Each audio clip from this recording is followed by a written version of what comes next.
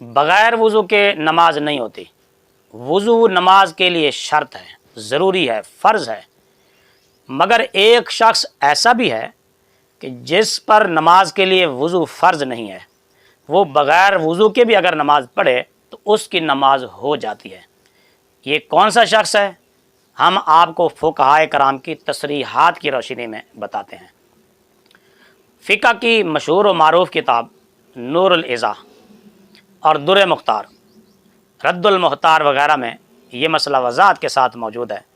فقہائے کرام فرماتے ہیں مقطوع الیدین والرجلین اذا کان وجہہ جراحۃ یصلی بغیر طہارۃ ولا یعید۔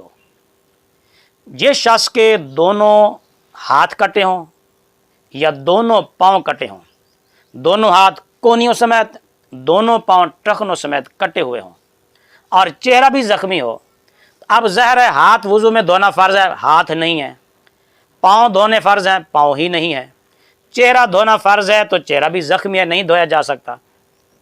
تو ایسے شخص پر نماز تو فرض ہے، لیکن یصلی بغیر طہارت، بغیر وضو کے ایسا شخص نماز پڑھے گا۔ ولا یعید، اگر چند دنوں کے بعد چہرہ ٹھیک ہو گیا تو یہ نماز دوبارہ پڑھنا بھی ضروری نہیں ہے۔